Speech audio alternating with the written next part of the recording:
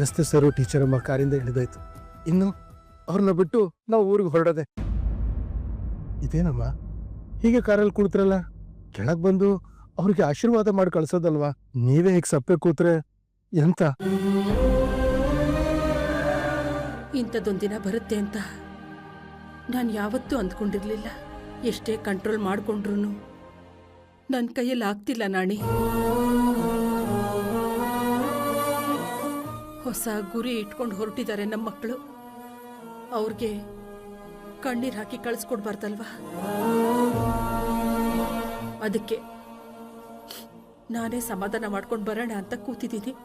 ಅಮ್ಮ, ನಿಮ್ ನೋವು ಏನು ಅಂತ ನನಗೆ ಅರ್ಥ ಆಗುತ್ತೆ.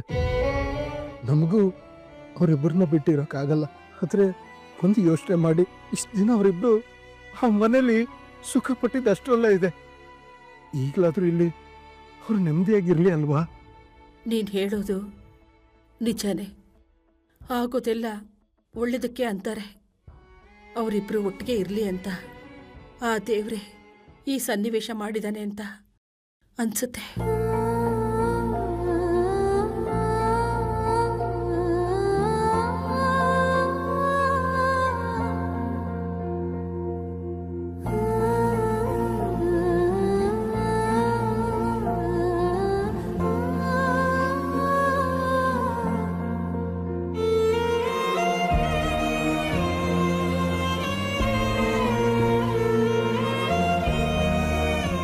ಅಜ್ಜಿ, ಯಾಕೆ ಕಣ್ಣೀರು?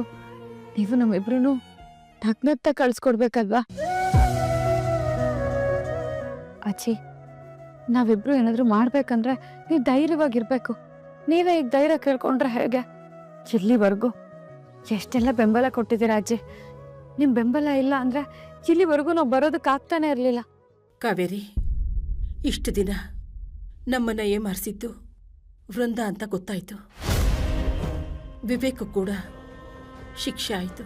ಇಷ್ಟೆಲ್ಲ ಆದರೂ ನೀನು ಅಗಸ್ತ್ಯ ಒಟ್ಟಿಗೆ ಸಂತೋಷವಾಗಿ ಸಂಸಾರ ಮಾಡ್ತೀರಾ, ನಮ್ಮ ಶಾಲೆನ ನಡೆಸ್ಕೊಂಡು ಹೋಗ್ತೀರಾ, ಆಸರೆ ಆಗಿರ್ತೀರಾ ಅಂತ ಎಷ್ಟೋ ನಾನು ಆಸೆ ಪಟ್ಟೆ. ಅಷ್ಟರಲ್ಲಿ ಮತ್ತೊಂದು ಅಗ್ನಿ ಪರೀಕ್ಷೆ ಬಂದ್ಬಿಡ್ತು.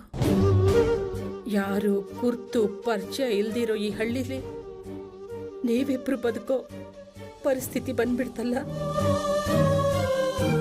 ಅದು ದೂರ ದೂರ. ಅದೇ ನನ್ಗೆ ಆತಂಕ ಆಗ್ತಿದೆ ಕಾವೇರಿ.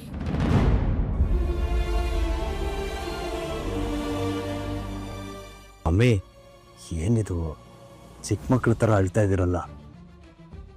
ಇದೆಲ್ಲ ನಿಮಗೆ ಸೂಟೇ ಆಗಲ್ಲ. ಅಳ್ಬೇಡಿ ನೀವು. ನಿಮ್ಮನ್ನ ಡ್ಯಾಡ್ನ ಮನೆಯವ್ರನ್ನೆಲ್ಲ ಬಿಟ್ಟಿರೋಕೆ ನನಗೂ ಕಷ್ಟ ಆಗತ್ತೆ.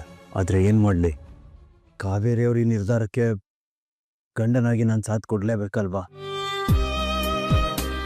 ಅದು ಅಲ್ಲದೆ ಅರ್ಜುನ್ ತನ್ನ ಪ್ರಾಣನ ತ್ಯಾಗ ಮಾಡಿ ನನ್ನನ್ನು ಕಾವೇರಿಯವ್ರಿಗೆ ಉಳಿಸಿದ್ದಾನೆ. ಅದಕ್ಕಾದ್ರೂ ನಾವು ಅವನಿಗೆ ಸಹಾಯ ಮಾಡಲೇಬೇಕಲ್ವಾ? ನಿನ್ನ ನಿರ್ಧಾರ ಕರೆಕ್ಟಾಗಿದೆ ಅಗಸ್ತ್ಯ. ಆದರೆ ಏನು ಮಾಡೋದು? ನಿನ್ನ ಮೇಲಿರೋ ಪ್ರೀತಿ ವಾತ್ಸಲ್ಯ ನನ್ನ ಕಣ್ಣಲ್ಲಿ ನೀರು ಬರೋ ಹಾಗೆ ಮಾಡ್ತಿದೆ. ಚಿಂತೆ ಮಾಡಬೇಡಿ ಪಮ್ಮಿ. ಯಾವ ಉದ್ದೇಶದಿಂದ ನಾವಿಲ್ಲಿಗೆ ಬಂದಿದ್ದೀವೋ ಅದನ್ನು ಕಂಪ್ಲೀಟ್ ಮಾಡಿ ನಾವು ಮತ್ತೆ ಮನೆಗೆ ಬರ್ತೀವಿ. ಅಲ್ಲಿವರೆಗೂ ತಾಳ್ಮೆಯಿಂದ ಇರಬೇಕು ಅಷ್ಟೇ.